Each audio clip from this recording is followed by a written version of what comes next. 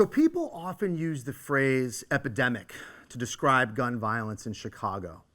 And they use that phrase to try to capture the staggering loss of life and the extremely high levels of violence in this city.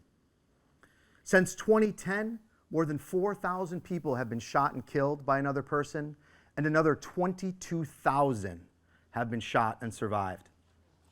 And this epidemic isn't evenly distributed across the city. It affects some neighborhoods more than most. Some neighborhoods in the city have homicide rates that are 20 times the national average.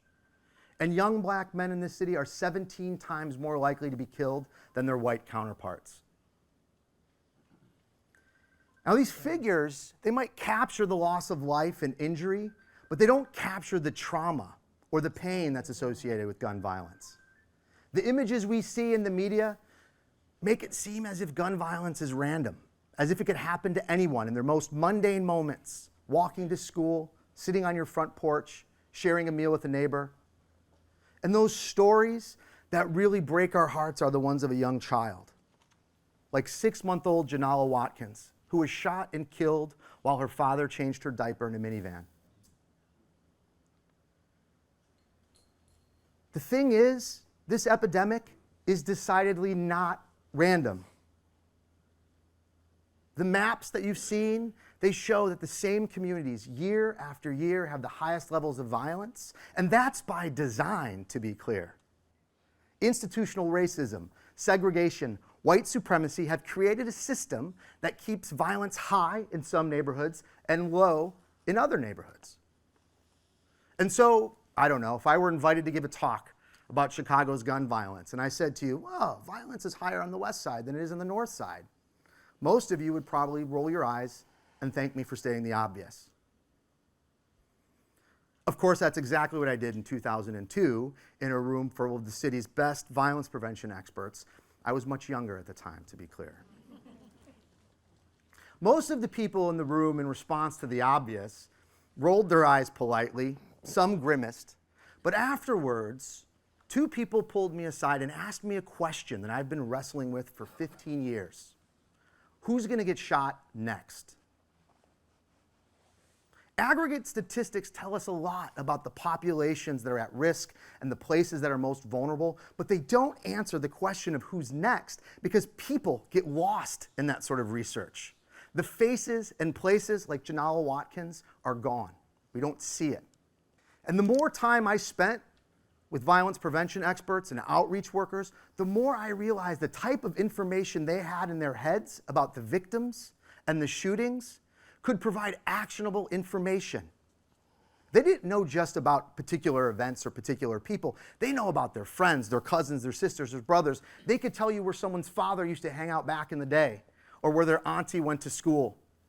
They could tell you about disputes that had been lingering for 10 years and others that were just boiling under the surface, ready to go off. And so I went back to cases of shootings and homicides, and by hand started drawing the connections between places and people and events, and even the physical guns themselves, and a pattern started to emerge, what we sociologists call structures. So very briefly, social network analysis is a science that uses mathematical models and statistics to try to understand how the connections among people affect what we feel, think, and do. And we've used this science to understand all sorts of things, to try to figure out who gets which job, to try to figure out who you marry, how your friends form. And we also use this science to understand how ideas and technology and diseases spread through networks. And more than that, we've used this science to stop or slow the spread of infectious diseases like hepatitis C or HIV. And so what I wanted to know is, could we use this science to help us understand and do something about gun violence in Chicago, including those cases that seem random like Janella Watkins? Janella was not the intended victim of that shooting, but her father, who, by the way, was also shot and survived that event, was.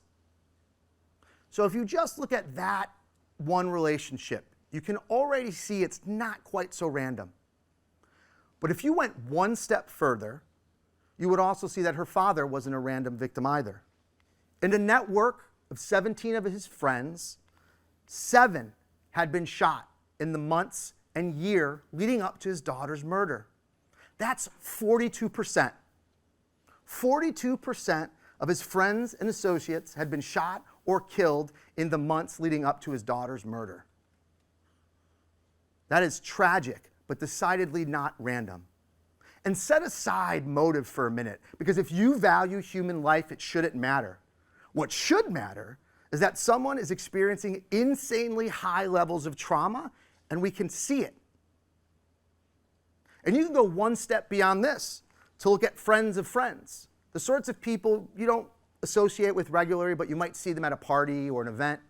And once again, in her father's network, you see high levels of exposure to violence. After thinking about this for a while, my team and I started to do this, and what we realized is that basically every homicide or shooting in Chicago was somehow connected. And what you could do for one case, you could do for an entire neighborhood.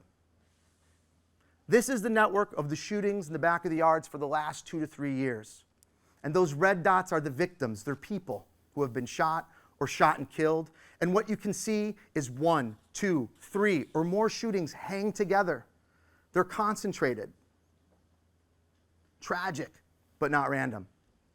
And what you could do for one neighborhood, you could do for the whole city of Chicago. And when you start to zoom out, you lose those faces and places in your head, but you can zoom in, and time again, you're going to see the same pattern, the clustering together of these sorts of victims. And this network that you're looking at right now might seem large. It's actually 6% of a neighborhood's population, and on any given day, less than 1% are in harm's way.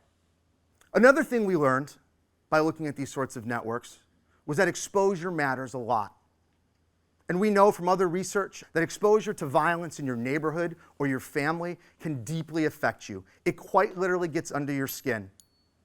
It stresses you out, it causes anxiety, it literally shaves years off your life. You age more quickly. And for children, it affects their social, their cognitive, and their mental development in profound ways. But it can also get you killed. And so for this network, for every person in this network, we measured how many of their associates had been shot or shot and killed, and what we found was alarming. For a young black man in Chicago who's associated with a gang, his baseline probability of being shot is 11%. 11%. It might not seem like a lot, but in a game of Russian roulette, your probability of being shot is 1 in 6. That's 16%. So every one of your friends that gets shot increases your likelihood of being a victim. And this is not a pretend game. This is real life. And when you're safer playing Russian roulette than living in your own neighborhood, we have a lot of work to do. So these sorts of information can tell us where shootings are going to happen, who's at the highest level of risk, and my colleagues and I also understood when you could be at risk of being shot. Because these events string together in chains. There's one shooting, and then someone in your network gets shot, and then another person, and then another person. And 62% of all shootings that happen in Chicago, almost 2 out of 3, happen on one of these chains. The average time between those shootings, roughly 80 to 100 days. So we know when, we know who, and we know roughly where a shooting is likely to happen or who's in harm's way. The question is, what are we going to do about it? There is no one solution to Chicago's gun violence epidemic. We have to work on the big things. We have to fundamentally take on inequality to make sure that everyone has access to opportunities and resources to fully develop, especially our children. But in the meantime, in the short term, I believe that we can use the power of networks to help save lives. What if we use this science to direct our violence prevention efforts? What if we could help guide outreach workers, trauma care specialists, healthcare professionals, and insert them into parts of the networks that are experiencing trauma today, with the hopes of mediating disputes for tomorrow, or at the very least making sure people have the greatest care that they need right now in probably what's going to be the most painful moment of their life. And while these sorts of methods might not make violence feel less random, and they're never going to take away the pain of losing a loved one. They might just change our networks so that instead of death, help and hope are a handshake away. Thank you.